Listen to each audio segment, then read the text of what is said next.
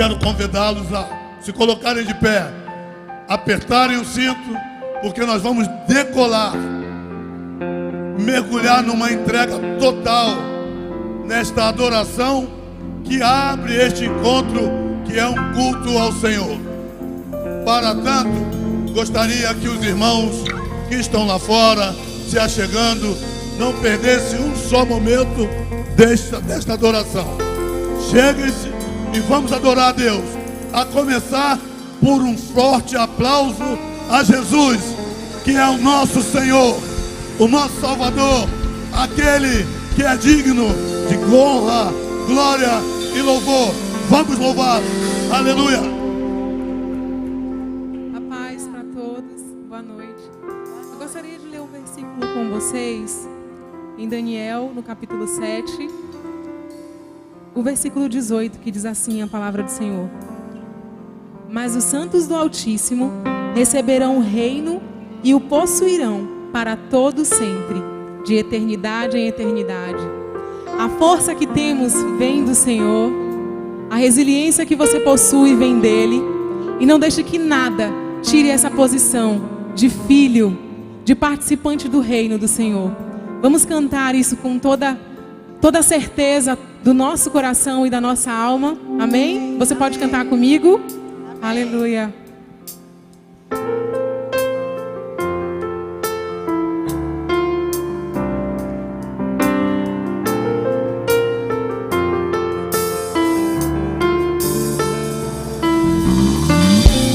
Nosso Pai, que teu nome seja mantido santo, venha o teu reino,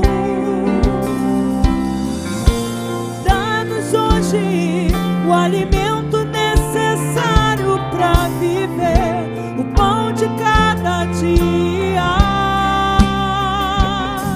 Perdoa os erros que temos cometido, como perdoamos quem nos ofendeu. Não nos deixe cair em provações severas, mas livra-nos do mal. Venha o teu reino, faça a tua vontade, seja assim na terra como é no céu. Venha o teu reino, faça a tua vontade, seja assim na terra como é no céu.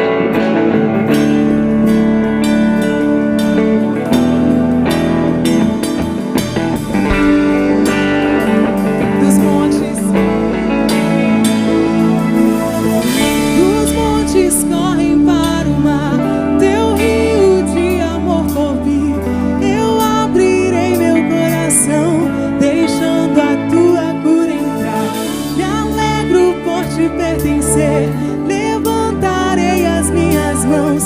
O teu amor me alcança e me faz louvar-te.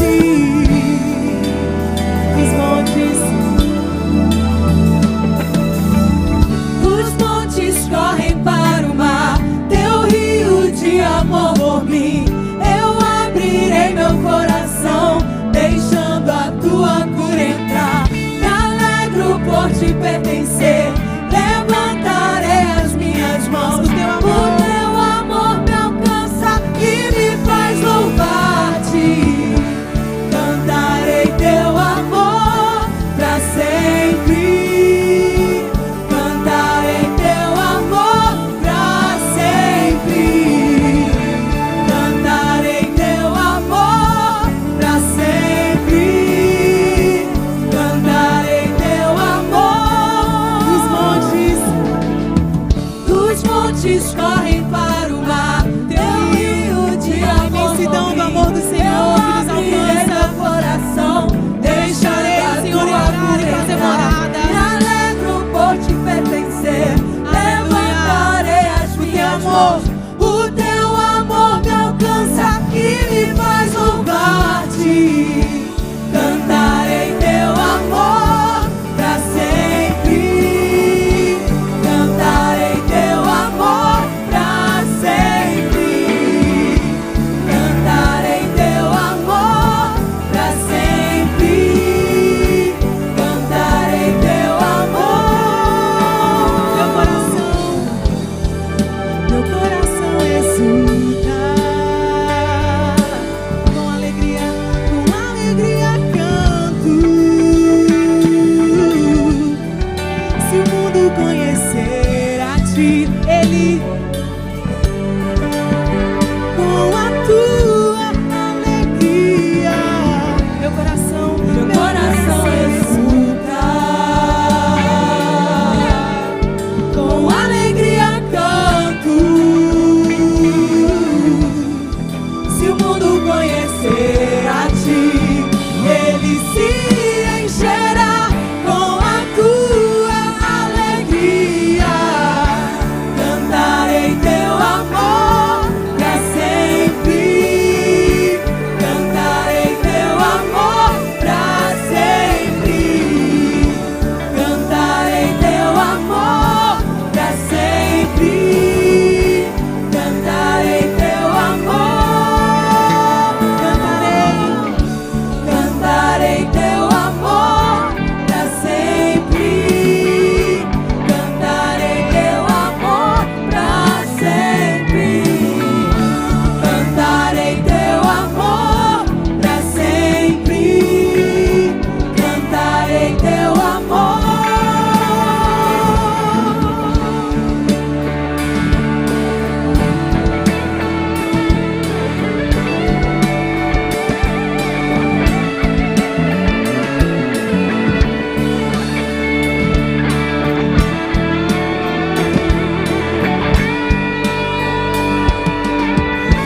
Aleluia. Pegue as suas mãos e aplauda aquele que é digno, ao qual cantaremos para todo sempre. No sangue do Senhor há poder, no sangue do Senhor há salvação, no sangue do Senhor há tudo que precisamos. Por isso nós vamos cantar que é o sangue dele que nos faz nos aproximar dele, nos aproximarmos do Senhor. Foi a atitude dele em morrer naquela cruz que nos faz sermos livres hoje. Você crê nisso?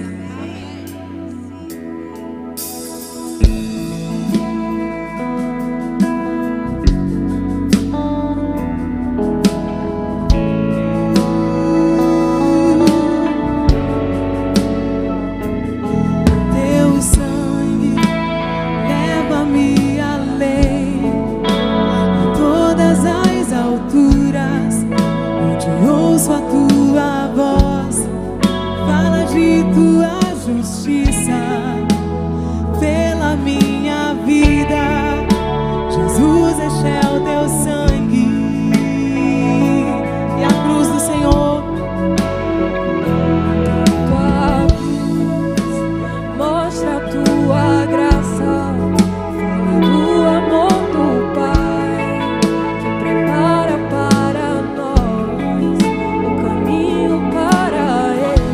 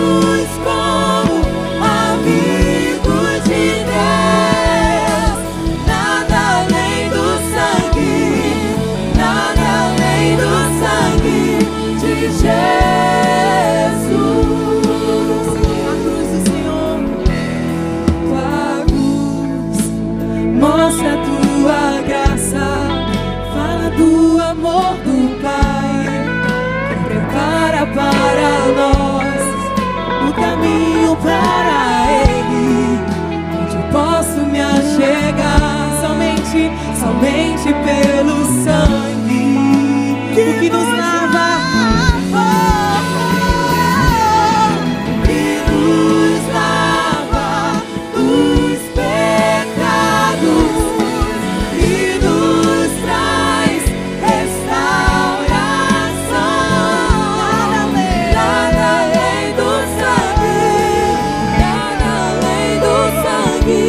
De Jesus,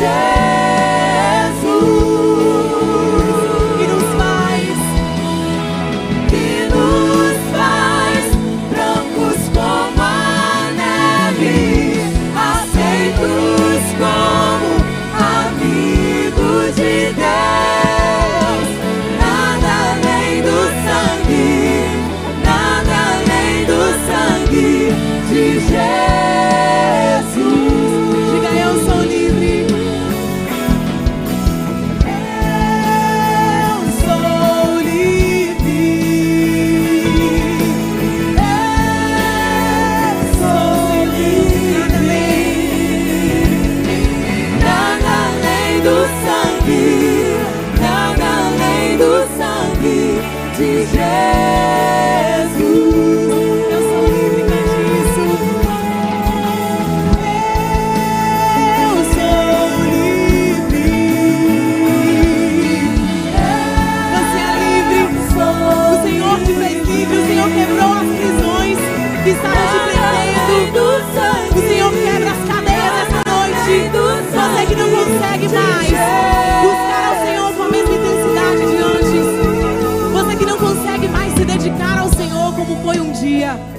Você que não consegue mais ter a fé que era inabalável, você que não consegue mais ver esperança para um problema que hoje se faz presente dentro da sua casa, dentro da sua família.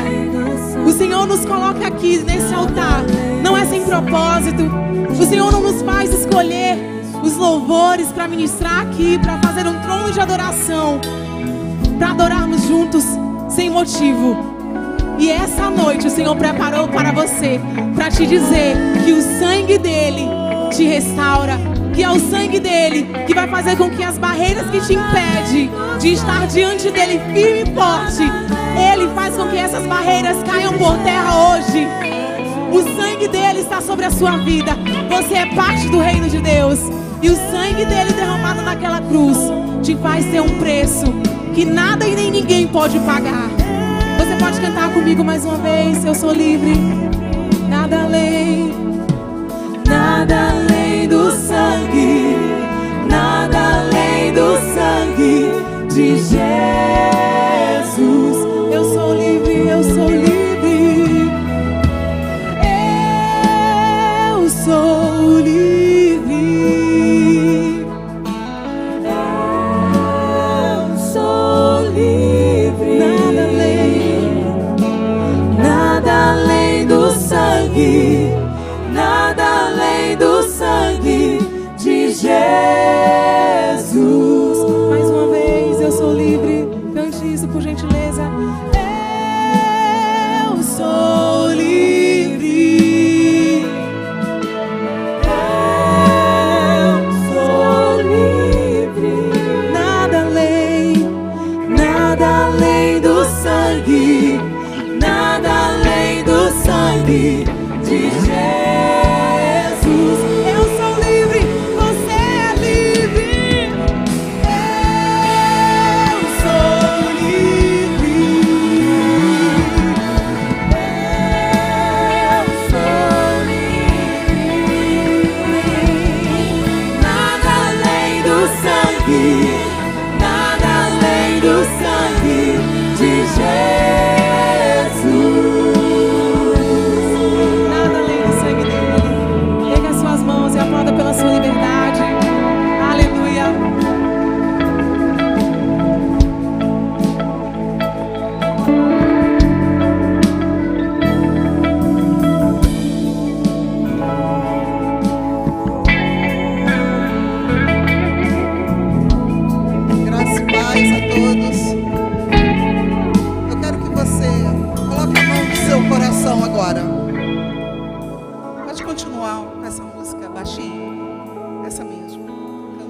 reloginho. E nós vamos estar orando agora. Você vai continuar falando assim: eu sou livre, e foi por causa do sangue de Jesus. Eu sou livre, o Senhor proporcionou liberdade a mim, no meu coração, na minha mente, no meu físico, nas minhas emoções. Você vai agora falar com Ele e agradecê-lo por essa liberdade maravilhosa que Jesus providenciou para cada um de nós.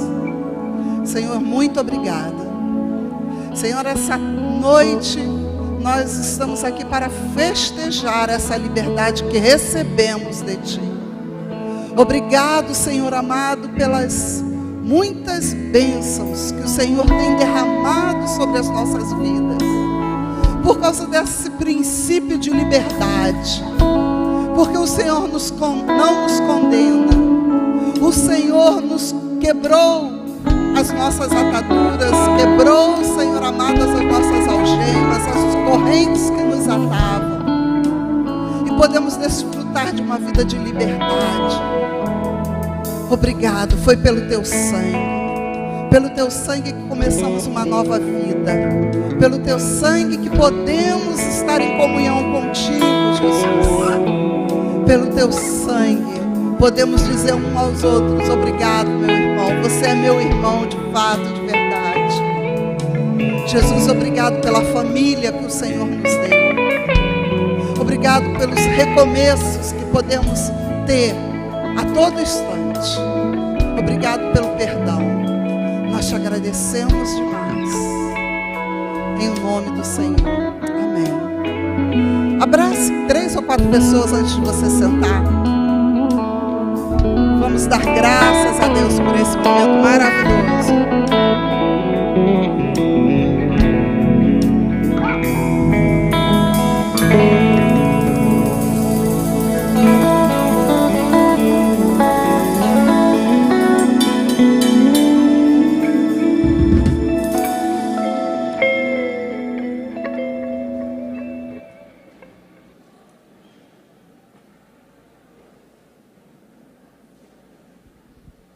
Graça e paz aos irmãos. O Bispo Renato está viajando. Volta terça-feira. Vai estar aí. Nós estamos com o aniversário da igreja bem aí. Estão animados? Para o nosso congresso? Amém. Nós vamos ter uma palavra de peso aqui esses dias. Então você não pode deixar de estar presente. Nós vamos começar essa noite abrindo nossa Bíblia em Lucas, no livro de Lucas, capítulo 24, versículos 42 a 48. Para quem não me conhece, eu sou a pastora, bispa, quando você quiser me chamar. Clarice, sou esposa do Bispo Renato. E hoje nós vamos ter uma palavra bem simples. Mas se você sair daqui entendendo o que eu falei, e se colocar para praticar, o céu vai descer. Amém? O céu vai descer nesse São Luís. Então vamos lá.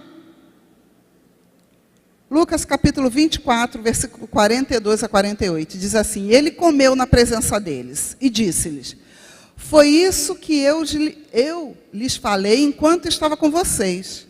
Era necessário que se cumprisse tudo o que a meu respeito estava escrito na lei de Moisés, nos profetas e nos salmos. Para começar, Jesus apareceu aos discípulos e eles ficaram espantados com aquilo, porque ele estava comendo. Como é que é isso? Jesus ressuscitou e está aqui no nosso meio, é Ele mesmo. E aí diz então, que então lhes abriu o entendimento para que pudessem compreender as Escrituras. O que aconteceu mesmo? Abriu o entendimento. Então repete aqui comigo.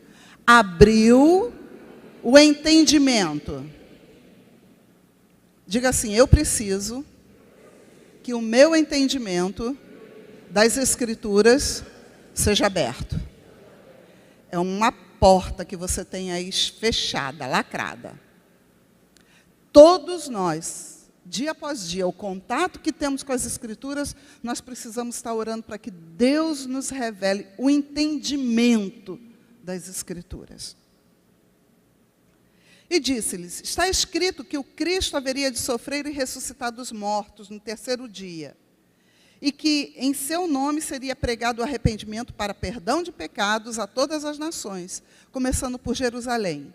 Vocês são testemunhas dessas coisas. Então, Jesus estava se referindo às Escrituras. Vocês não sabem o que estava escrito? Eu já falei várias vezes para vocês. E mesmo assim, vocês ouvindo e lendo, vocês não conseguiram assimilar? Porque é assim mesmo que acontece com a gente, não é? Lendo a Bíblia. Às vezes, estando aqui na frente, o Bispo Renato estava falando, semana passada, sobre o poder da palavra, né? Da revelação da palavra. Se você ainda não esteve aqui, ou se você quer ver de novo, vai lá, Igreja da Colheita, abre e vai ver o culto de domingo passado. Nós lemos e tem coisa que passa batido, a gente não consegue entender. E tem coisas, às vezes, tão óbvias, que não assimilamos, que passamos a pensar que a nossa mente é fraca. Nós é que não temos capacidade de entender a Bíblia, aí largamos de lado. Porque vamos ficando frustrados com a pouca revelação que temos das Escrituras. E passamos a lê-la como se fosse um livro qualquer, um livro histórico. Ou com boas coisas que eu devo estar aqui, tem boas coisas, histórias que eu preciso aprender sobre Jesus. E não sobre a revelação daquela palavra para mim, dia após dia. É uma dificuldade que todos nós temos. Mas Jesus falou,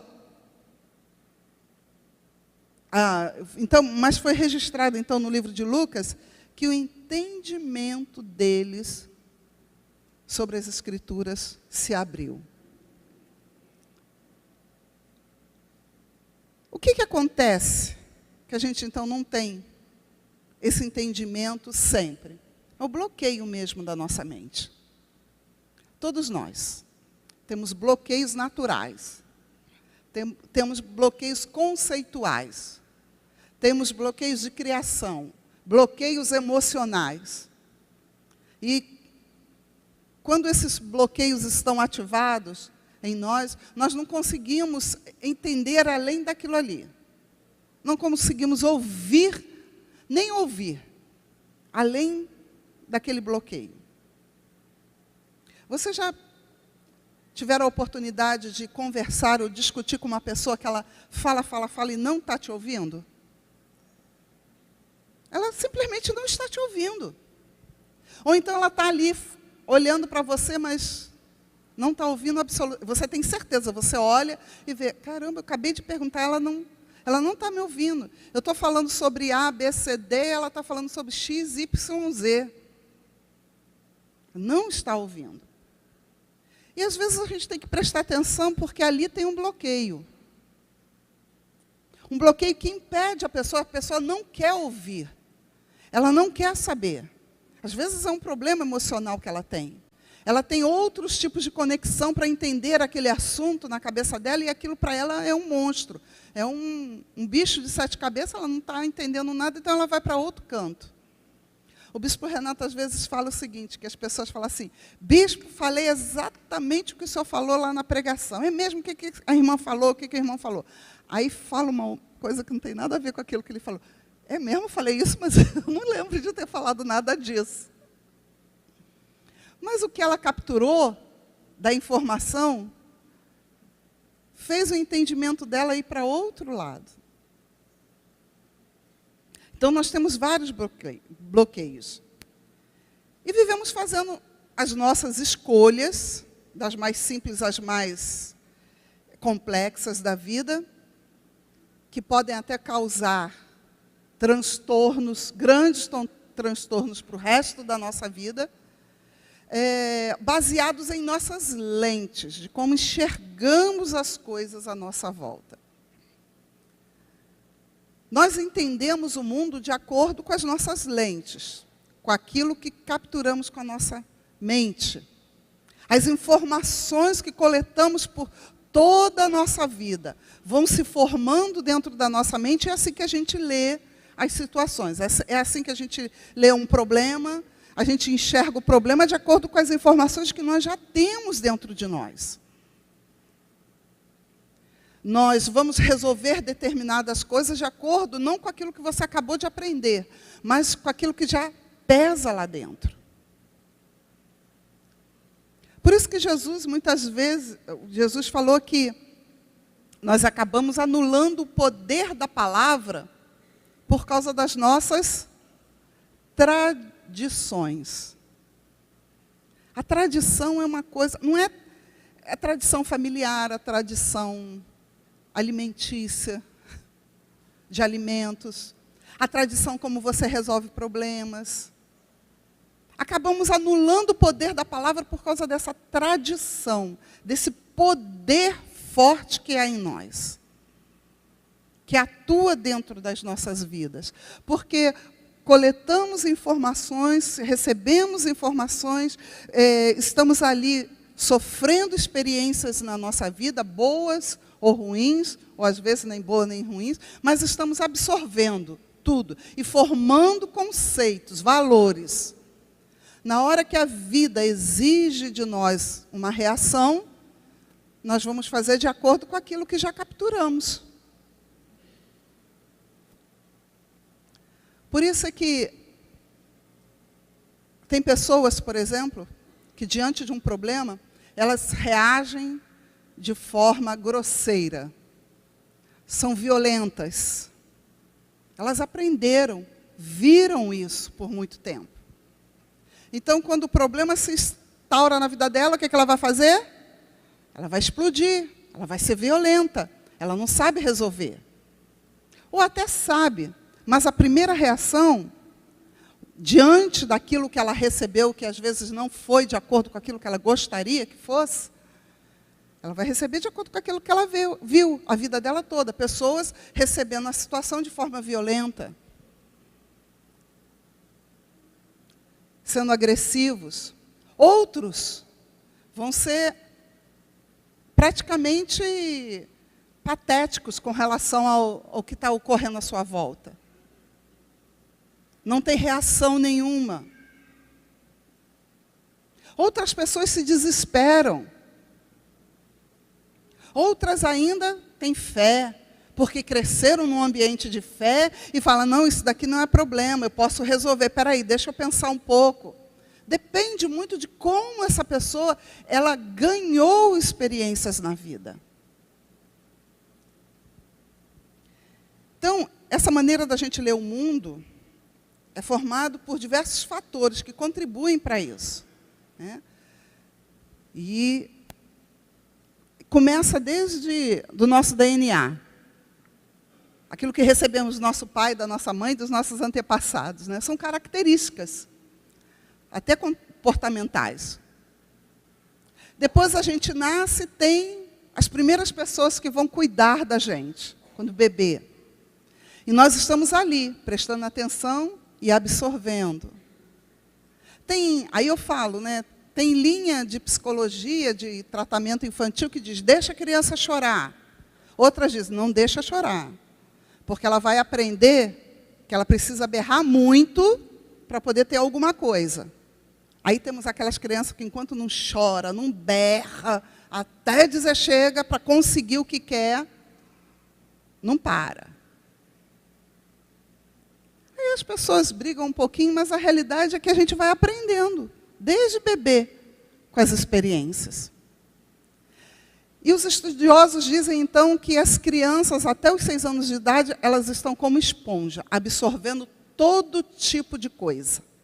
Todo tipo de comportamento à sua volta, todo tipo de valores, todo tipo de informação que ela está recebendo, ela está absorvendo. A partir dos 6 anos de idade, ela começa a colocar aquilo que ela recebeu em prática.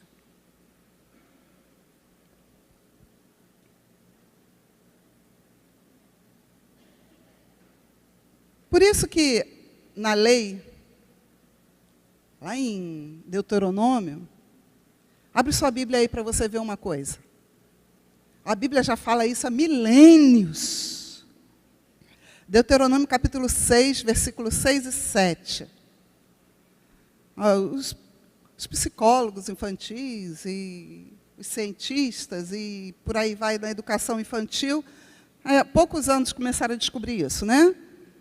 Mas a Bíblia diz assim, ó, que todas estas palavras que hoje lhe ordeno estejam em seu coração. Ensine-as com persistência aos seus filhos. Converse sobre elas quando estiver sentado em sua casa, quando estiver andando pelo caminho, quando se deitar e quando se levantar. E outro texto diz, ensina a criança o caminho que ela deve andar, que quando ela for mais velha, ela não... Pode ter experiência que for ruim, boa na vida, pode estar longe de você, mas se você tratou da criança, ela nunca vai se desviar dele. Está lá dentro. Está socado, está prensado. Ele vai expandir a sua vida de acordo com aquilo que ele já tem lá dentro, que formou o seu interior. Por isso que pregar a palavra para a criança é muito importante. As crianças, elas têm um período de conversão maior. 88% das crianças que se convertem estão entre 4 anos e 8 anos. 80% que se mantém como crentes na igreja para o resto da vida. Depois vem a porcentagem diminuindo com as idades. Aí lá em Provérbios, eu achei isso aqui muito interessante. Provérbios 22, 6, é só uma outra maneira de falar o mesmo texto. Instrui a criança segundo os objetivos que você tem para ela. E mesmo com o passar dos anos, não se desviará deles. Instrui a criança segundo os objetivos que você tem para ela. É instruir. Meu filho, você pode ser uma pessoa feliz. Meu filho, você pode todas as coisas. Minha filha, olha, Deus tem um projeto de vida para você. Vem cá aprender a como perdoar. Vem cá aprender como você fazer as coisas de novo. Vem cá aprender como recomeçar. Instrui a criança nos objetivos que você quer. Olha, o que você quer fazer no futuro? O que nós fomos fazer? O que nós fomos chamados por Deus para realizar sobre essa terra? Olha, você nasceu para ser uma pessoa justa. Você nasceu para ser uma pessoa boa. Você nasceu para ser uma pessoa que vai espelhar a vontade de Deus sobre esta terra. Instrui que mesmo com o passar dos anos, não se desviará deles. Isso tudo é palavra. Aí vamos lá.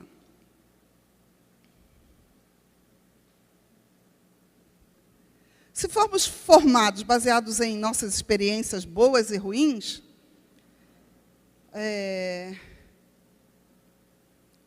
mais o meio em que vivemos, então nós começamos a entender como é que nós olhamos a vida. Informações, experiências e as lentes que nos dão para enxergar a vida. Aí nós começamos a entender qual é, nesse planeta, nesse mundo, qual é a nossa ocupação. Aonde estamos? Muitas pessoas se sentem aquém, muito aquém da sua capacidade, daquilo que ela sabe que pode produzir, que ela sabe que Deus tem para a vida dela e ela se sente frustrada. Por quê? Porque ela está impregnada na sua mente da sua própria visão.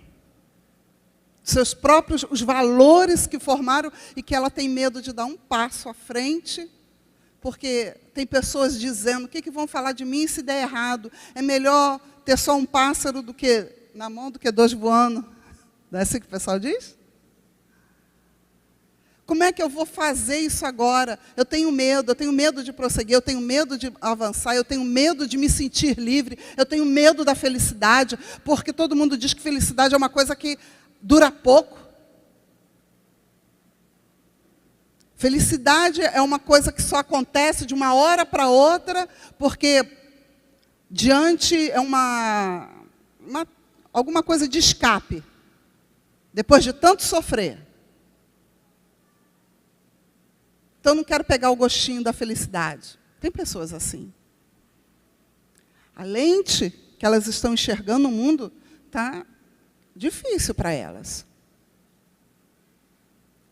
Outras enxergam que só estão sobre esse mundo para trabalhar, ganhar dinheiro, e mais nada. Outras acham que não. Eu vim para o mundo para me divertir. Outras acham outras coisas. Mas qual é a verdade, no final das contas? O que é que eu devo enxergar? Como eu devo enxergar de verdade a vida? E o bispo Renato estava falando, através da palavra. Através da palavra. Eu quero dar 2 exemplos de pessoas que eram muito próximas uma à outra, mas que a gente vai entender um pouquinho. Um é Isaac, filho de Abraão, filho da promessa, herdeiro legítimo, milagre de Deus para nascer, instruído na fé de seu pai. Olha que Abraão era aquele que carregava Isaac para tudo quanto é lado, né? Abraão foi conhecido como o pai da fé. Então, carregava o seu filho Isaac para tudo quanto é lado, e ele estava ali, vivenciando experiências maravilhosas com Abraão. A vida era relativamente fácil. Abraão era rico, as coisas aconteciam de forma pela fé. Tinha lá Ismael, que não era filho legítimo de Abraão. Mas Ismael, na realidade, não gerou problemas para Isaac, nessa relação de Isaac com relação ao mundo, com relação a Deus, com relação à fé, de se ver quem ele era de fato. Aí nós temos Jacó. Jacó é filho de Isaac. Jacó teve 2 filhos, eram gêmeos. E Isaac teve 2 filhos, e um deles era Jacó. Era o filho mais novo. Aí já é outra coisa. Isaac já não conseguiu passar para os seus filhos aquela vida destemida, de fé, de graça, de experiências com Deus. Já foi diferente. Jacó já tinha uma outra visão do mundo. Outro estilo, até de entendimento. Ele não era favorito. Ele não era o favorito. Quem era o favorito era seu irmão. A Raquel, que era a mãe dele, o preferia ao invés do filho mais velho. O filho mais velho era caçador, né? Devia ter aquele temperamento mais forte. Ele não. Jacó era mais manso. Então, talvez ele estivesse ali sempre por perto com a mãe, e a mãe conseguia lidar. Só que a mãe, Raquel, não foi criada por fé. Ela casou com Isaac, mas ela veio de outra família. Quer dizer, eram da mesma família, mas veio de coisas distantes. Ela não foi abençoada com a fé, ela conheceu a fé quando se casou. Então, ela já tinha um bocado de coisas dentro dela. E me parece que Jacó absorveu a lente, a visão do mundo que Raquel tinha. Porque ele foi chamado de usurpador. E Raquel sempre estava ali para dizer assim, olha, vamos dar um jeito de você ganhar a bênção do seu pai, porque seu irmão mais velho não está nem aí para isso. Então, eu quero que você ganhe a bênção do seu pai, a bênção da primogenitura. E aí armou uma situação, e Jacó estava ali com ela. para receber a bênção. Essa era a visão dele, que só se iria conseguir a bênção através de jeitinhos. Muitas vezes nós estamos assim também, pensando que a bênção de Deus, a bênção que nós precisamos para as nossas vidas, aquilo que Deus tem para as nossas vidas, nós precisamos dar um jeitinho para poder conseguir mais rápido. Gente, deixa o jeitinho que Deus dá, porque senão nós vemos depois que confusão aconteceu com a vida de Jacó por conta disso. Que confusão. Ele estava sempre à margem. E a oportunidade apareceu e ele entrou dentro. Roubou a primogenitura. Ou comprou, né? Primeiro ele foi lá e comprou a primogenitura do irmão. Você quer mesmo essa primogenitura? Não estou interessado, estou morrendo de fome, me dá aí alguma coisa para comer? Então tá, você me deu, hein? Estou te vendendo por um punhado de lentilha, por um caldo de lentilha. Ele falou assim, papai está cego, não vai nem tomar consciência se sou eu ou se é meu irmão. A mãe foi lá, disfarçou Jacó com as roupas do irmão mais velho, cheirando a caça. Devia feder pra caramba, né? Esse aqui é o jeitinho brasileiro que ela deu. E foi lá. E ele recebeu, então, a bênção do pai. Quando o filho mais velho chegou, pai, me abençoa. Acho que ele nem lembrou que vendeu a primogenitura. Já dei toda a bênção para o seu irmão. Não era você? Então era ele? Agora não tem mais nada. A bênção da primogenitura é uma só. E aí ele teve que, fugir, porque o irmão queria matá-lo a todo custo.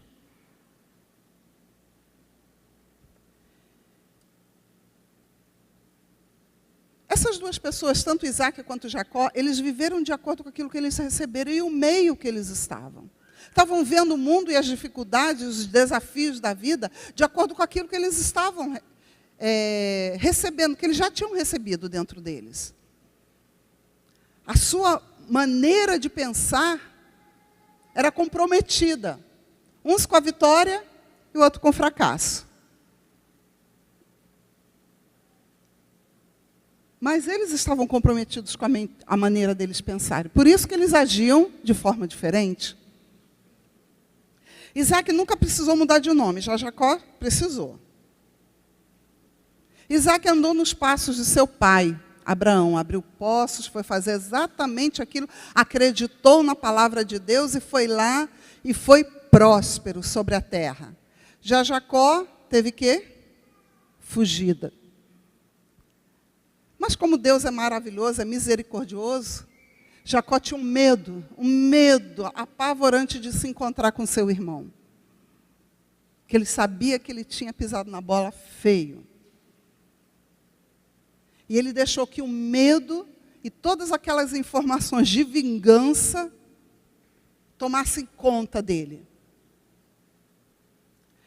E por causa de um encontro verdadeiro com Deus, numa bela noite, tudo muda na vida de Jacó. Foi através desse encontro que as coisas começaram a mudar de verdade na vida dele. O que nos atrapalha, aí eu faço uma pergunta para você, o que nos atrapalha de vivermos segundo as Escrituras e desfrutarmos de tudo que ela nos favorece? O que é? Se você para pensar e você pergunta assim, por que eu não estou desfrutando de tudo aquilo, das promessas de Deus, de tudo aquilo que nas Escrituras estão escritas, lá estão para mim? O que está me atrapalhando? Aí eu respondo para você, as muitas informações e experiências que você tem na vida. As minhas informações, as muitas informações que eu tenho, que me atrapalham. Me impedem de andar mais segura, com passo na... Olha, hoje eu estou com 55 anos, eu falo assim, como eu perdi tempo. Como tem coisas que eu poderia ter feito e não fiz, e eu paro para analisar, por que eu não fiz? Eu sabotei a minha vida em muitas coisas. Sabotei porque deixei o tempo passar, Sabotei porque achei que não era aquela oportunidade quando era. Sabotei porque eu pensei que eu podia fazer isso em outro momento e nunca mais apareceu aquele momento.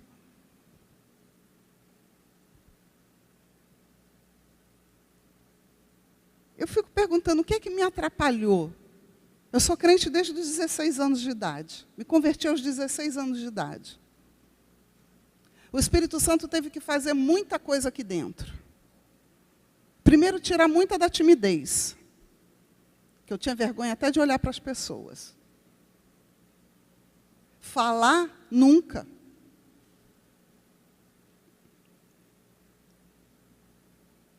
Eu me achava uma pessoa burra, ignorante. Eu não conseguia entender muitas coisas. Quando eu estava fazendo o seminário, eu terminei o 2º grau. Não, foi uma palavra que Deus me deu uma vez. No último ano, fazendo o 2º grau, eu fiz um colégio interno. Não é que o colégio era fácil, não. Era um colégio militar para moças. E o nível era alto. Era muito alto para mim. Então, eu tinha muita dificuldade. E eu falava assim, eu não posso ficar mais aqui, porque minha família depende de eu sair daqui e começar a trabalhar. Eu tinha 18 anos. Eu preciso trabalhar. Eu estudo no colégio interno, não trabalho, não estou ajudando em nada. Eu preciso começar a trabalhar. Como é que vai ser se eu repetir o último ano? E eu estava orando e chorando. Eu tinha que fazer uma prova e eu fui para um canto lá da escola. E eu estava falando com Deus, Senhor, e agora? É a última prova. Todas as minhas notas estão baixas. O que eu vou fazer? E eu escutei aquela voz maravilhosa que acalmou meu coração, dizendo assim, por que você está tão apavorada? Fica calma, espera em mim, que eu vou fazer um milagre. Você vai ver. Eu não sei, gente, como é que eu passei. Eu sei que passei em todas as matérias. O que Deus fez? Eu falava para Deus, Deus, eu preciso sair daqui para trabalhar. A situação lá em casa está muito difícil. E as coisas começaram a acontecer e aquela voz de Deus, descansa, descansa em mim. Foi uma das primeiras experiências mais magníficas que eu tive com Deus. Porque eu me levantei, eu achei que tinha realmente uma pessoa falando comigo. Eu não identifico se era a voz de homem, se era a voz de mulher. Mas aquela voz estava clara dentro do meu ouvido. Eu parei para olhar e não tinha ninguém. As árvores estavam balançando muito na minha frente, era o 2º andar de um prédio. E eu comecei a olhar e falei assim, será que tem alguém pendurado aí? Mas a alegria, eu fui tomada de uma alegria tão grande que eu me levantei e fui para dentro da sala de aula. E já não me preocupei mais com as provas que eu tinha que fazer. Eu estudava, afinal de contas, eu estudava no colégio interno, então eu só tinha tempo para estudar. E fui lá fazer a minha prova. Me coloquei diante do Senhor e deixei que o milagre Ele fizesse. Passei a enxergar a vida com outras lentes, não mais debaixo da minha lente de fracasso. Não mais debaixo das minhas experiências sofridas que eu vinha tendo até aquele momento. De tanta dificuldade. Passei a confiar de que, mesmo eu não conseguindo absorver, Deus vai realizar um milagre na minha vida.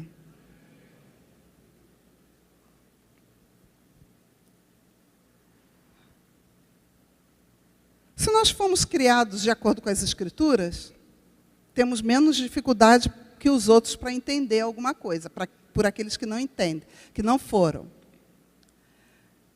Mas a Bíblia fala que Deus encerrou tudo e todos debaixo do pecado. Não foi isso mesmo?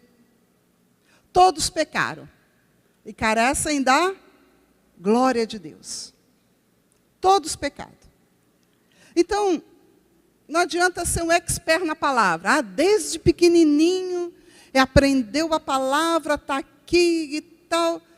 Tudo bem, mas nós temos um segundo problema, um agravante aí dentro, um tal do vírus do pecado que passou de pai para filho e acaba com as nossas vidas. Deus, olhando aquilo, falou assim, encerrou toda a humanidade do pecado. E todos precisam de graça. Fala assim, eu preciso da graça de Deus. Todos nós necessitamos dessa graça maravilhosa de Deus. Porque podemos viver de acordo com os dogmas. Podemos decorar a Bíblia toda. Mas se nós não temos aquela revelação, o entendimento da palavra, é só decoreba. Não vai adiantar. Deus quis fazer alguma coisa diferente sobre a humanidade, porque perdemos isso. Lá no Jardim do Éden nós perdemos, a humanidade perdeu. Essa graça maravilhosa de Deus, a facilidade de entender e praticar aquilo que estava no coração de Deus. O caminho aberto que Deus fez entre os céus e a terra. Nós fechamos o caminho, nós trancamos essa porta. Mas Deus não desistiu daquilo que Ele queria. E por isso Ele encerrou tudo debaixo do pecado e enviou o quê? Quem? Jesus. Jesus veio para produzir um processo dentro das nossas vidas, dentro da nossa mente, sabe? É um processo chamado regeneração. Fala comigo. Regeneração. Regeneração é regenerar o teu gen novamente. Regenerar o meu gen que está contaminado, que está com problemas, que está com uma virose braba chamada pecado. Regeneração. Jesus veio efetuar esse processo de regeneração em nós para que nós pudéssemos voltar ao Éden, a sermos como aquele casal maravilhoso eram. Porta aberta para que os céus invadam a terra. Olha que coisa maravilhosa. Abre tua Bíblia aí. Em Tito, capítulo 3, versículo 3 a 8. Olha o que título fala. Título 3, de 3 a 8. Houve o tempo em que nós também éramos insensatos e desobedientes. Vivíamos enganados e escravizados por toda espécie de paixões e prazeres. Vivíamos na maldade e na inveja, sendo detestáveis e odiando-nos uns aos outros. Mas quando se manifestou a bondade e o amor pelos homens da parte de Deus, nosso Salvador, não por causa de atos de justiça por nós praticados, mas devido à sua misericórdia, Ele nos salvou pelo lavar regenerador e renovador do Espírito Santo, que Ele derramou sobre nós generosamente, por meio de Jesus Cristo, nosso Salvador. Ele o fez a fim de que, justificados por sua graça, nos tornemos seus herdeiros, segundo a esperança da vida eterna. Fiel é esta palavra, e quero que você afirme categoricamente essas coisas, para que os que creem em Deus se empenhem na prática de quê? Pode falar alto comigo? Boas obras, tais coisas são excelentes e úteis para os homens. Quando o bispo Renato, semana passada, estava falando sobre o espírito da palavra, que encontra o nosso espírito, então, há aquele boom da revelação, é devido a esse processo de regeneração. Sem esse processo, não tem o boom. Se nós não formos regenerados, não acontece o boom da revelação. A chama não se acende. Não há explosão do entendimento do que Deus quer para as nossas vidas. Por isso foi necessário Jesus efetuar a regeneração em nós. Nos tirar o gene contaminado e colocar um novo, o dele. Porque sem isso, nós continuamos a ver as coisas, a vida, através daquela lente contaminada, daquela lente de experiências passadas, de ambiente do qual nós fomos criados e vivenciamos coisas, de entendimentos até pagãos, de instrução que às vezes não tem nada a ver com a nossa própria vida. Sem esse processo de regeneração não há mudança verdadeira em nós. Não há revelação. Essa experiência de você mudar a sua vida e começar a enxergar coisas novas, de você começar a ter experiência que mesmo dando tudo errado, mesmo você sem enxergar um pouquinho mais na frente, eu não vejo muita coisa, mas eu sei que Deus está no controle. Eu tenho certeza que essa situação vai mudar. Isso a Bíblia chama, a carta aos Hebreus, o autor aos Hebreus chama de fé. Lá em Hebreus 11, se você abrir, de 1 a 3, vai falar exatamente sobre isso. O que é a fé? Ora, a fé é a certeza daquilo que esperamos e a prova das coisas que não vemos, pois foi por meio dela que os antigos receberam bom testemunho.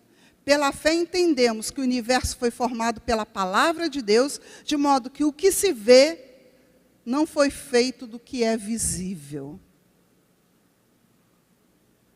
Quando nós começamos a entender o que Jesus veio fazer em nossas vidas, ele veio começar, porque é ele, gente, a fé ela não nasce em nós antes da gente aceitar Jesus, não. É ele, através do seu Espírito, que coloca a fé em nós para que possamos aceitá-lo. Porque sem isso a gente não consegue crer. Por isso é importante que Jesus falou, você tem problema com fé? Então peça a Deus que Ele a dá liberalmente. Peça a Deus a fé. Se você está com pouca fé, o que você tem que fazer? Deus, eu tenho pouca fé, eu não consigo acreditar em muita coisa. O que eu posso fazer? Pedir. E Ele vai aumentar a sua fé. Ele vai desenvolver a fé. Ele vai te dar o que você precisa para você poder crer dia após dia. E poder lutar e poder enxergar as coisas como elas precisam ser enxergadas. Os desafios que você tem na vida, você precisa enxergá-los de forma apropriada, que senão você vira um covarde. Você passa a ser uma pessoa covarde, com medo. Não vai realizar nada do que Deus tem para você. Não vai chegar longe. Eu fico olhando a vida de Jacó, quantos anos Jacó ficou escondido com medo, vivendo com o seu sogro, sendo explorado por causa de medo. Porque tinha medo do seu irmão, de se encontrar, de sair daquela situação que virou, está ruim, está péssimo, mas era a zona de conforto dele. Ele não conseguia desenvolver a fé para crer que Deus deu a ele uma palavra que ele tinha que ir em rumo a essa palavra. Assim, meus irmãos, somos nós. Se começarmos a ver a vida só baseado naquilo que, nas experiências que nós temos, nós vamos enxergar tudo ruim à nossa volta. Nós não vamos enxergar com a realidade de Deus, com aquilo que Deus tem para cada um de nós. Às vezes achamos que o casamento acabou, quando ele não acabou. Mas, de acordo com a nossa lente, nós começamos a enxergar só que o casamento acabou, não tem mais jeito. Agora não tem mais jeito, vou perder a minha casa. Quem disse? Não, aqui é a experiência de todo mundo assim, vai acontecer isso, vai acontecer, porque aconteceu com fulano, aconteceu com Beltrano, deixa o que aconteceu com fulano e Beltrano para lá. Você tem uma nova mente, você ganhou uma nova lente em Cristo Jesus, você ganhou um entendimento de Deus. Então você precisa enxergar a tua vida de acordo com essa nova lente. Eu não vou suportar esse problema. Esse problema que está aí na frente, eu não vou conseguir suportar. Suporta. Aguenta. Tudo posso naquele que me... Aguenta. A palavra de Deus tem que estar viva dentro da gente. Nós temos que produzir estímulos apropriados para podermos tomar posse daquilo que Deus já tem preparado para cada um de nós. Se você ficar focado só naquilo que você não consegue, não pode, nas experiências alheias, você não vai andar. O evangelho fica muito mesquinho para só coisas que você precisa de última hora. E Jesus te lavou, te regenerou, te colocou uma nova pessoa, te dá um novo entendimento para você avançar em coisas muito mais grandiosas do que você tem vivido, do que eu tenho vivido. E nós precisamos estar avançando, tomar posse de verdade. Nem que seja no último ano da nossa vida, mas precisamos fazer coisas grandiosas. Temos aquela sensação, eu cumpri o meu dever sobre a face da terra. Dr. Miles Monroe falava que o cemitério é o lugar mais rico sobre a terra. Ali tem ideias enterradas que nunca foram colocadas para frente. Projetos de vida maravilhosos que foram enterrados antes da época. Se você cavar, vai começar a descobrir coisas que essas pessoas que morreram tinham e nunca colocaram para frente. O mundo nunca conseguiu conhecer. Eu quero ser uma pessoa assim? Não. Eu não quero isso para a minha vida.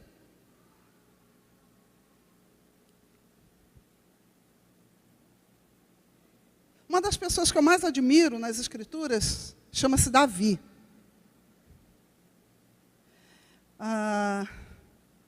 Ele era uma peça rara, né? Rei Davi, grande Davi. Ele era uma pessoa muito à frente da sua época. Então, por isso que eu admiro as ideias que Davi tinha, a maneira como Davi se comportava, sabe? As coisas como ele entendia a vida estava à frente da sua época. Principalmente o relacionamento dele com Deus. Não estava baseado na lei. Estava baseado no amor, naquilo que ele entendia quem era Deus para a vida dele. A Bíblia começa a relatar a vida de Davi ainda jovem. Ele era muito diferente dos seus irmãos mais novos. Ele era o filho mais novo, eram 8 que o pai dele tinha, ele era o filho mais novinho. E não era fácil lidar com Davi, não. Aparentemente, ele não era uma criatura muito fácil de se lidar. Mas sua mente não estava encharcada dos dogmas e da vida familiar que ele tinha com 8 irmãos. Devia levar muita lapada dos mais velhos, né? E a Bíblia até relata o que os mais velhos falavam para ele.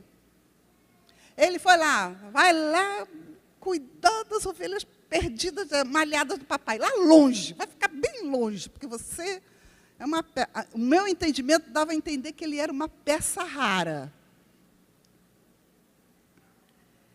Mas ele tinha amor às Escrituras, ele tinha um amor a Deus, ele estava ali entendendo a soberania de Deus acima de qualquer circunstância, não tinha medo de nada, porque ainda nesse período jovem diz que ele matou um leão e uma ursa, para proteger o rebanho. E um dos irmãos dele mais velho, quando ele foi levar mantimento para eles, eles eram soldados, capitães lá da do exército de Saul, e o pai dele falou assim, vai lá, onde eles estão acampados para a guerra, leva esses mantimentos aqui. E ele foi. Chegando lá, ele viu uma confusão. Ele, o que está acontecendo aí? O que houve? O que houve? Ele perguntava para um, perguntava para outro. E o irmão dele, mais velho, olhou e viu, falou assim, o que você já está fazendo aqui, criatura? O que tu veio fazer por aqui, hein? Me diz, volta para casa logo. Aí ele falou assim, não, eu estou querendo saber o que está acontecendo aí. Porque disseram que quem matasse Golias ia ganhar a mão da princesa em casamento, ainda ia ser isento dos impostos. E ele queria saber mais sobre aquela situação. Aí o irmão dele ainda falou assim, eu sei que você é presunçoso e de coração mau. Davi, hein? Presunçoso e de coração mau. Vai embora. Está lá em 1 Samuel 17, 28. Mas Davi estava o quê? Eu sei que não sou mesmo. Então pode me xingar à vontade. Estou nem aí, estou nem aí.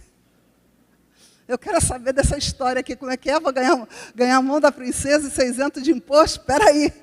Aí esse camarada aí fica só falando besteira, todo mundo lá acuado, é um gigante, olha só, agora vai todo mundo morrer, vai todo mundo morrer. E ele falou assim, mas quem é isso daí que está falando essas besteiras para o exército do Deus vivo? Nós não somos filhos de Saul, nós somos filhos de Deus. Entende a mudança de paradigma, mudança de mentalidade? Esse aqui é o exército do Deus vivo, não é filho de Saul, coisa nenhuma. Ele tinha aquele entendimento de quem era o seu Deus. E foi lá, e guerreou contra Golias, venceu. A sua confiança estava lá em cima. Se tornou genro do rei. Tinha o filho de Saul, Jonatas, passou a ser o seu melhor amigo. Ele foi morar no palácio. Passou a chefiar as entradas e saídas do exército. O povo clamava por Davi. Ah, Davi entrou, saiu, venceu milhares de milhares, enquanto Saul só venceu isso.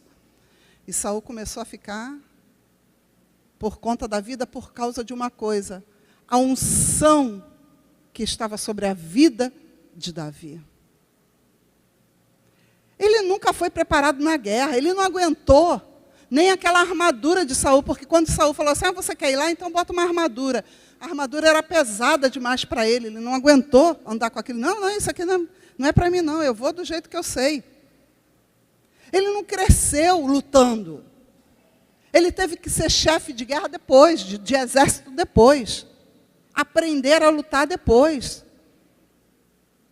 Mas estava lá a unção da graça de Deus fazer com que o milagre acontecesse aonde Davi estivesse.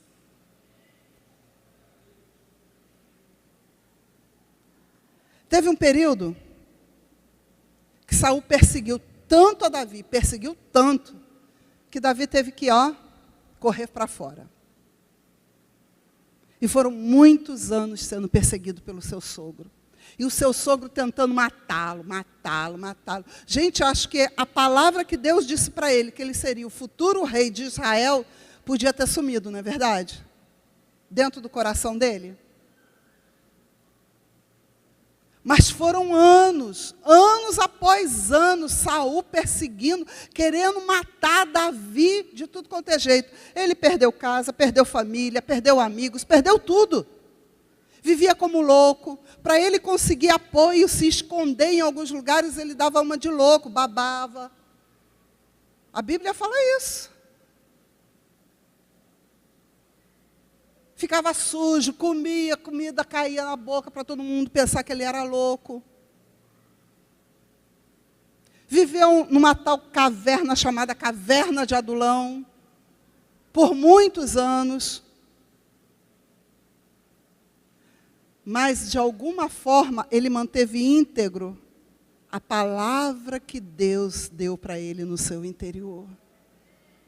E no momento certo, ela se cumpriu na vida dele.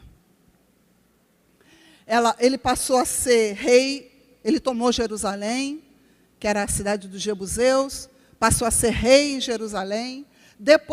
Foram 10 anos como rei em Jerusalém. Depois de 10 anos como rei em Jerusalém, ele conseguiu, depois da morte de Saul somente. Saul foi rei durante 40 anos, gente. Depois da morte de Saul, é que ele foi rei sobre Israel. E mesmo assim, Davi errou muito. Davi errou muito com a família, Davi errou muito com seus filhos. Ele foi um péssimo pai. Mas sabe o que a Bíblia relata sobre Davi? Que ele foi um homem segundo o quê? Uai, mas como? Como um homem desse tipo foi um homem segundo o coração de Deus? Porque, gente, não é o que eu faço, deixo de fazer, os erros que eu cometo, que me aproximam, os pecados que eu tenho, que me aproximam, me afastam de Deus. É o meu coração, as intenções que eu tenho, aquilo que está dentro de mim. Quando o Senhor te enxerga, enxerga quem você é de verdade. E não o que você faz de acordo com as lentes do teu entendimento. O potencial que Ele tem para você, a promessa que Ele tem para você. Então Ele vai endireitar o teu caminho, Ele vai acertar o teu coração, Ele vai acertar a tua maneira de enxergar a vida para que você acerte o alvo. E assim Ele fez com Davi.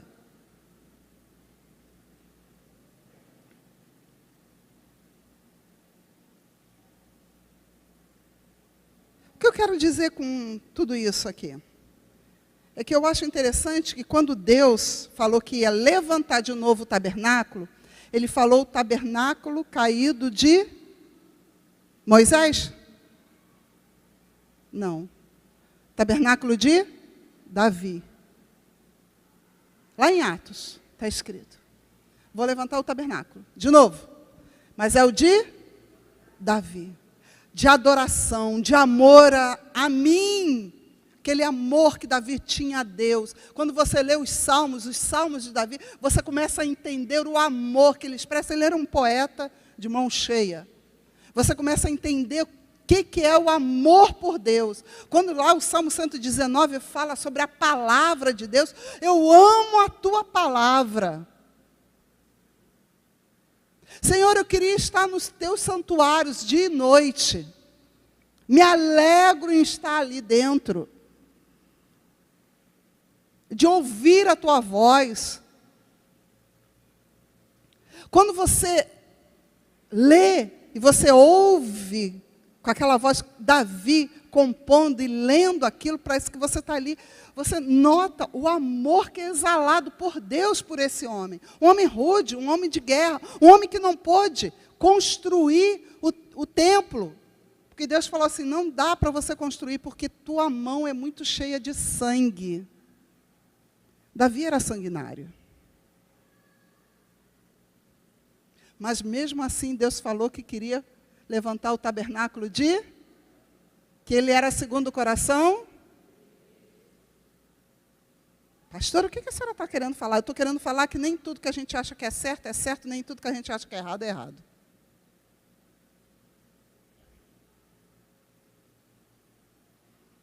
Toda a nossa vida precisa ser direcionada pela lente de Deus. Se não for, começamos a encontrar equívocos nela. Porque quem sabe de verdade o que é certo e o que é errado é Deus. E você precisa saber dele, para a tua vida, qual é o caminho, o melhor caminho que você deve andar. Porque senão você vai andar de forma equivocada, mesmo achando que está certo.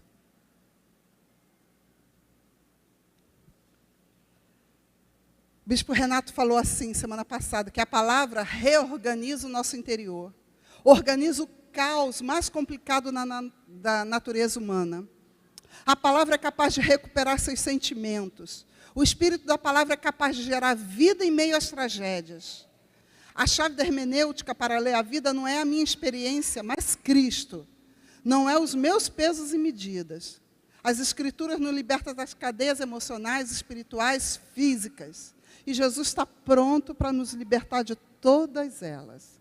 Enquanto que os homens estão prontos para nos prender. São 8 horas, eu quero deixar aqui um momento que a transmissão da rádio, né, está terminando. Tenha uma boa noite, que a palavra de Deus possa fluir através de você durante toda a semana, praticando e entendendo o que Deus tem de melhor para você. Amém. Vamos continuar. Então, as Escrituras, elas vão fazer esse processo. Se você lê, se você começa a pedir entendimento, elas vão começar a derramar sobre a tua escuridão, sobre as tuas trevas, luz. Então, repita assim comigo. Eu preciso que a luz da palavra seja derramada na minha escuridão.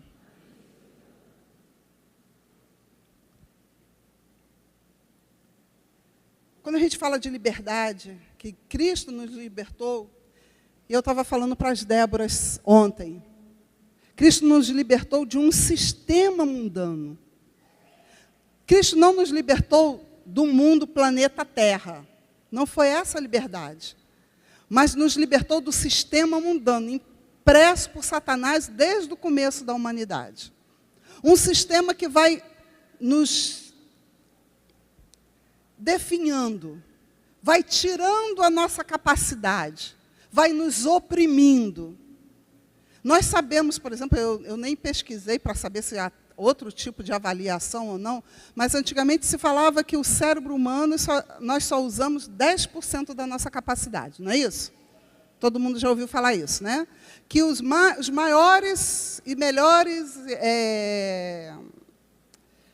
as pessoas de mais entendimento, mais inteligentes, conseguem usar até 15%, mas é muito raro. Aí eu fico perguntando, e o resto? Faz o quê? Por que nós perdemos a capacidade de utilizá-lo? Se temos o potencial, por que não utilizamos? Se está em nós podermos utilizar toda essa capacidade que o nosso cérebro nos dá, por que nós não utilizamos? O que está havendo? Qual é o problema? Exatamente por causa disso. Porque o sistema vai nos oprimindo, vai nos deixando sem experiências adequadas. Nós vamos ficando cada vez mais medíocres. Vamos acreditando em tudo que nos dizem. Vamos ficando com medo. Vamos realizando coisas que não têm nada a ver com a nossa própria vida. Bispo Renato estava falando semana passada, tem coisas que você já deveria ter largado há muito tempo e continua fazendo. Por quê? Não tem nada a ver com o propósito de Deus para a tua vida, não tem nada a ver com o teu futuro, não tem nada a ver com aquilo que Deus tem maravilhosamente guardado para você. Por que ainda faz? Por que ainda vive desse jeito?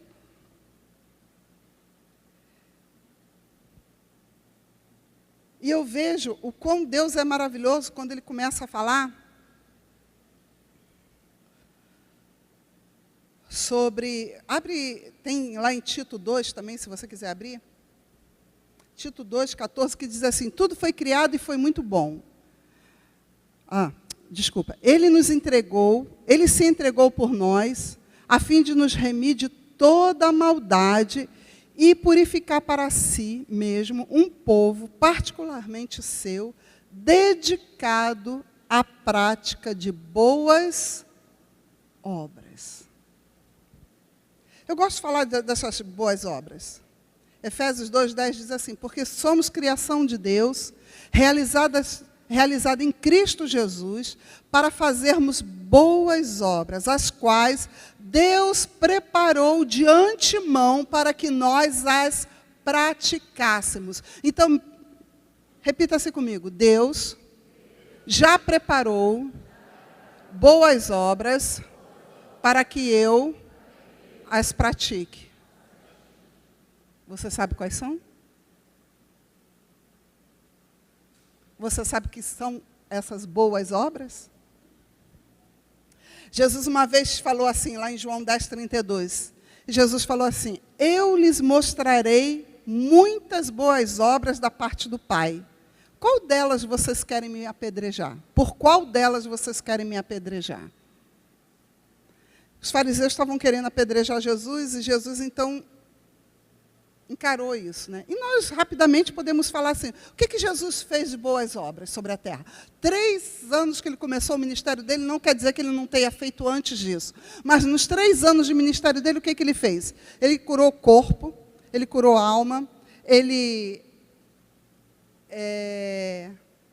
reinseriu o marginalizado na sociedade,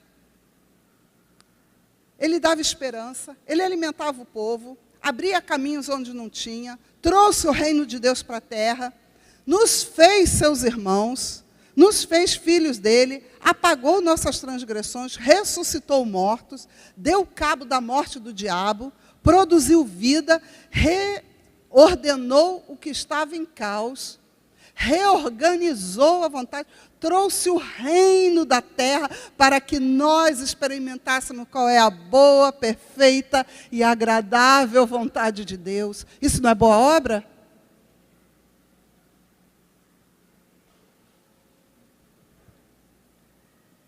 Tem tanta coisa que você precisa fazer antes de partir desse mundo, meu irmão, minha irmã. Tanta boa obra que você precisa fazer.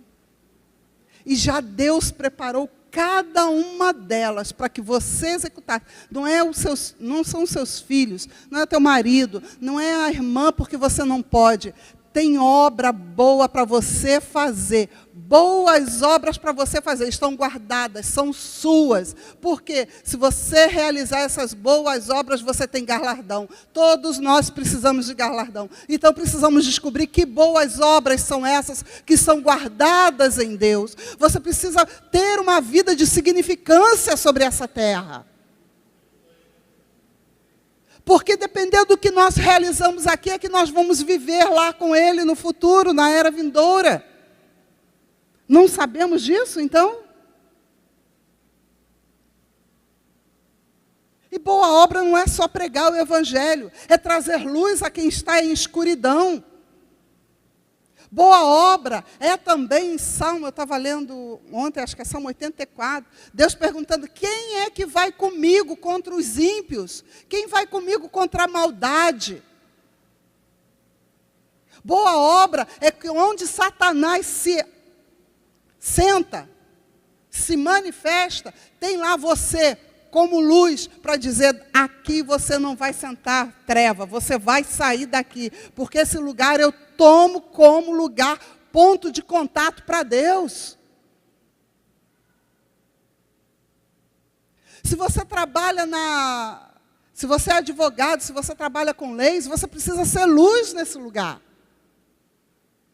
É político, não pode se contaminar com o mundo, tem que ser luz.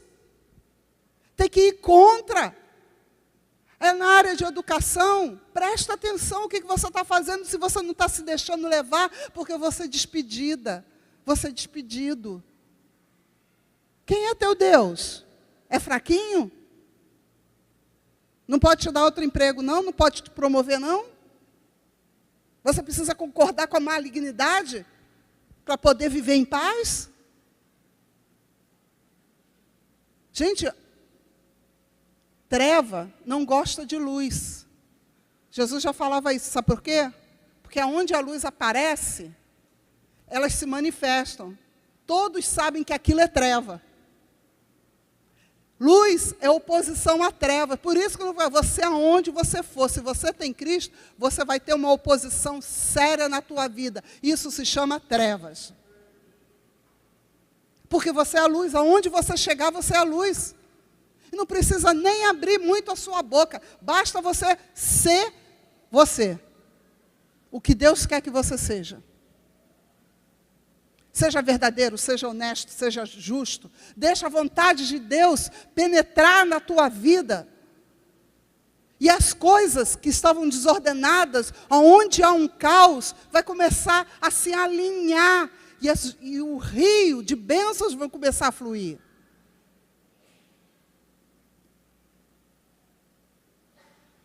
Eu não tinha pouca idade, eu não entendia quase nada das Escrituras, mas tudo que eu queria fazer era fazer a vontade do Senhor. Então, aquele colégio lá não era fácil de lidar também, não. Era comandado pela Marinha Exército Aeronáutica. Cada hora era um coronel que tinha lá para... Todo o regime era regime militar. E tinha coisa que a gente não gostava, não queria. Eu estudei na década de 70 lá. Então, era do governo, o governo era militar.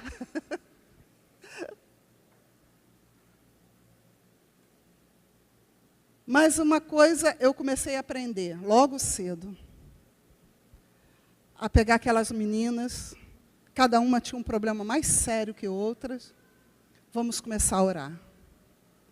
E eu ia para lá, era uma escada que não tinha saída. E nós sentávamos no degrau daquela escada e começávamos a orar, a orar. Eram 30 meninas orando, orando, orando, orando, orando.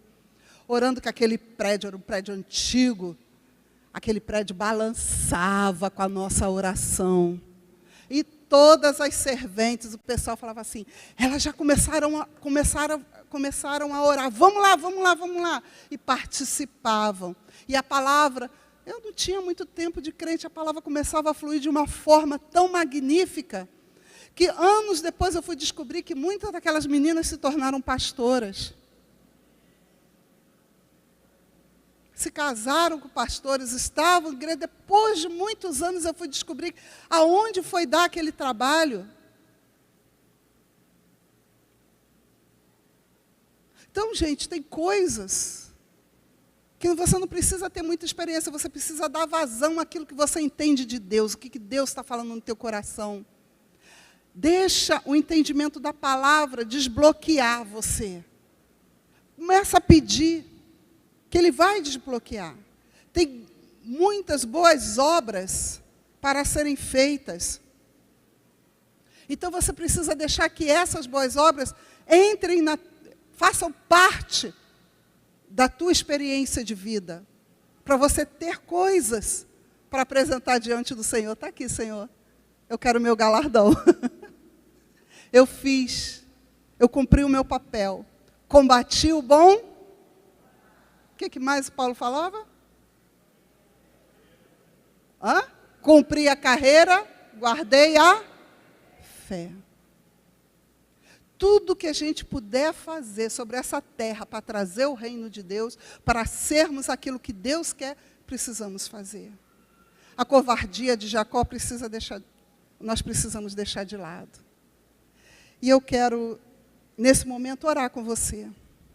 Se você não tem vivido o melhor de Deus, e eu não estou falando prosperidade, dinheiro, saúde, eu não estou falando dessas coisas, não.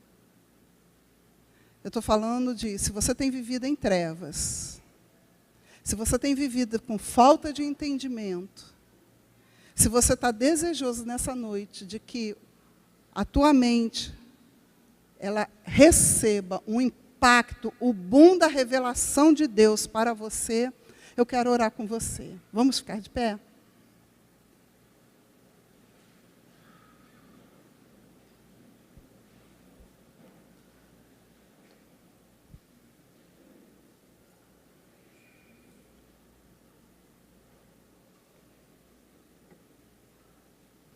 Bote a mão no teu coração.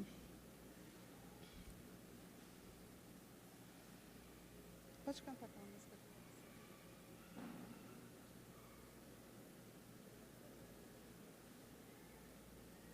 Nós vamos orar e vamos cantar aquela música de novo. Eu sou livre. Nada além do sangue sobre a minha vida. É isso que eu quero. Então, eu estou dizendo para você que não importa o teu passado, as tuas experiências agora. Importa aquilo que você está disposto a se derramar e a deixar para trás e a viver um novo momento com o Senhor. Senhor Jesus, estamos aqui para desfrutarmos daquilo que o Senhor tem para as nossas vidas. Como igreja, Senhor, não desejamos mais caminhar com esse passo miúdo sobre a face da terra. Desejamos sim, Senhor, fazer as tuas obras. Há uma urgência, Senhor, entendemos isso, que há uma grande urgência da tua parte para que os teus filhos se manifestem sobre esta terra. A natureza está gemendo pela manifestação dos filhos de Deus. A terra geme. Senhor, quantas vidas estão sendo perdidas porque ainda não assumimos as boas obras que o Senhor tem para cada um de nós, para que possamos realizá-las. Quantas coisas o Senhor tem, quantos projetos o Senhor tem guardado, esperando para que possamos dizer sim, esperando darmos um passo à frente, esperando para que troquemos as lentes do nosso entendimento. E nessa noite, Espírito Santo de Deus, venha com a tua unção.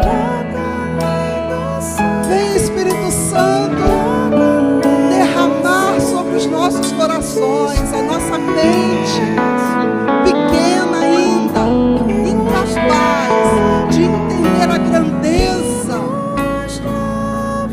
da tua vontade. Senhor, venha largar as nossas tendas, a tenda do nosso entendimento. Ah, Espírito Santo, como nós precisamos desse pão de revelação. Como nós precisamos, Senhor, nos encontrarmos contigo de verdade, termos aquela revelação que Jacó teve. Muda o nosso nome se for necessário. Muda, Senhor, as coisas que estão ainda impregnadas em nós, nos prendendo. Oh, Espírito Santo, dependemos de Ti para todas as coisas. Dependemos de Ti para nos movermos sobre esta terra com eficiência. Dependemos de Ti, Senhor, para trabalharmos, para criarmos nossos filhos, para gastarmos o nosso dinheiro. Dependemos de Ti, Senhor, para passarmos pela dificuldade. Dependemos de Ti, Senhor, para vivermos vidas significativas. Em o nome do Senhor Jesus, não nos deixe viver vidas sem significado nenhum, Senhor. Vivendo só o aqui e agora, o dinheiro, aquilo que o dinheiro pode produzir. Senhor, não permita que possamos viver, Senhor, essa maldição, porque queremos viver, ó Pai eterno, a Tua vontade, o Teu querer em todos os momentos. Queremos viver, Senhor, aquilo que o Senhor tem de melhor. Ensina-nos a Te buscar dia após dia em primeiro lugar, e a entender que todas as coisas nos serão acrescentadas. Não precisamos correr atrás delas. Somente, Senhor, buscar o que Tu queres. Oh, em nome do Senhor Jesus. Muitos dos meus irmãos aqui estão pesados, vivendo, Senhor, dias pesados. E eu quero clamar, alivia, Senhor, esse peso. A luz venha. Venha a Tua luz sobre eles. A escuridão seja dissipada agora. Toda a treva seja dissipada em o nome do Senhor Jesus. E haja manifestação abundante da Tua graça, do Teu amor, do Teu querer. Oh, portas sejam abertas, entendimentos sejam abalados pela palavra de revelação, em o nome do Senhor Jesus. Amém.